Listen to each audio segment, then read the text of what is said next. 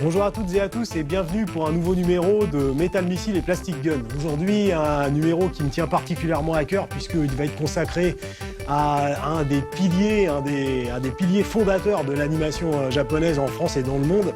J'ai nommé Hokuto no Ken, que nous connaissons plus largement ici sous le nom de Ken le Survivant.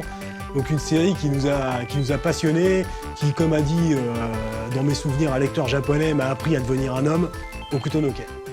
Tout d'abord, un rapide petit résumé. Donc, en 1990, comme nous pouvons le lire sur le générique, eh bien, l'holocauste nucléaire survient et laisse le monde dans un état lamentable, un désert global, aride, qui ne transporte que la mort et sur lequel le soleil darde ses rayons implacables. Donc c'est vraiment un futur pas très reluisant pour la Terre et l'humanité bien sûr a régressé vers ses plus bas instincts. L'électricité ne fonctionne plus, il n'y a plus d'exploitation d'énergie. C'est vraiment apocalyptique, c'est vraiment la fin du monde. Et qui plus est, nous apprenons qu'une prophétie divine énonce le fait que si jamais les deux arts martiaux divins du Hokuto Shinken et du Nanto Seiken s'affrontent, ce sera la fin du monde. Donc une fin du monde après cette première fin du monde, on n'a vraiment pas envie de savoir ce que ça pourrait donner. Donc voilà, nous allons commencer par le héros de cette immense série, à savoir Kenshiro. Donc ici, on va regarder bien sûr la boîte dans laquelle il nous arrive.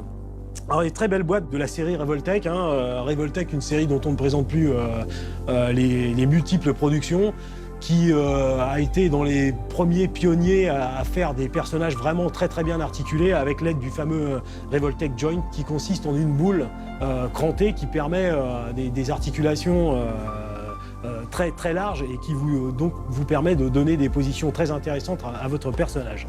Donc voilà une très belle boîte avec le nom du personnage, le nom du sculpteur. Ça c'est suffisamment rare pour qu'on puisse le mentionner. Donc en l'occurrence Matsuura Ken a sculpté un nombre assez important des personnages de Ken, pas tous, mais la majorité. Donc une boîte de fort beau ton, très, très sérieux, très solennel. Donc sans plus tarder, nous allons ouvrir la bête. Je m'empare de la boîte, je l'ouvre et je sors donc l'héritier de la Grande Ourse, à savoir Kenshiro.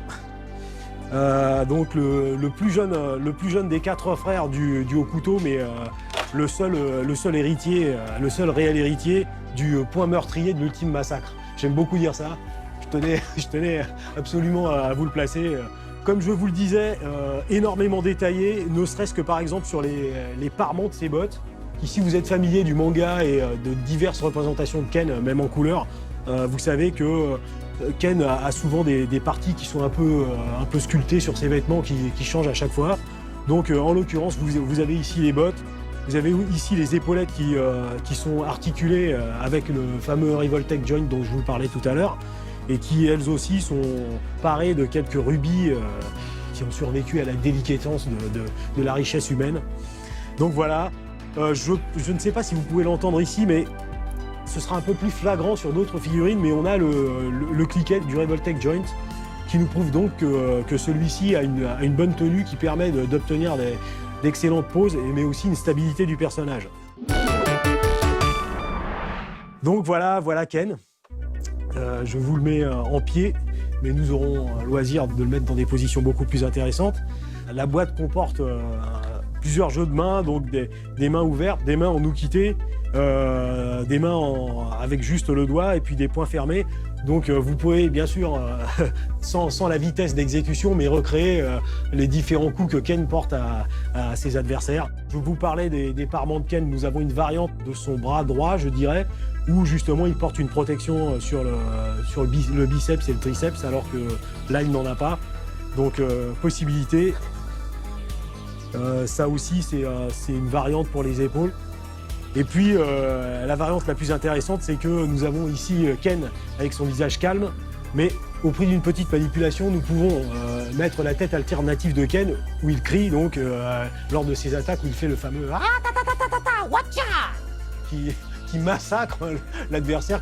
Ken, ce faisant, touche les différentes subos de son adversaire, faisant exploser celui-ci de l'intérieur avec l'effet qu'on connaît, tripes, cerveau qui explose, énucléation, sang, bave, enfin vraiment, vraiment une sale mort bien gore. Mais de toute façon, le gars en face, vous le savez comme moi, souvent l'avait vraiment bien mérité. Et puis, nous avons ici entre un détail qui tue de plus, c'est-à-dire le nunchaku de Ken. Alors, en plastique, mais avec une chaîne qui est réellement une chaîne. Donc ça aussi, c'est suffisamment intéressant pour être mentionné. Donc le souci du détail, c'est que ce nunchaku qui doit faire, dont les branches doivent faire à peine 2 cm, eh bien, possède une réelle chaîne qui permet, vous voyez.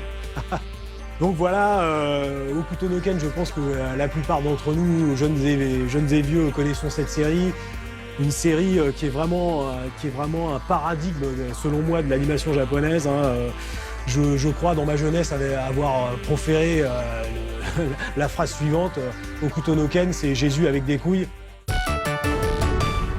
Voilà pour Kenshiro et les détails qui s'y attachent. Donc ce n'est que le début du cycle consacré à Hokuto no Ken. Nous allons voir d'autres personnages parce que vraiment ça en vaut la peine. Et voilà, je finirai en disant que comme dirait Ken, Omocha wa kodomo no mono de wa nai.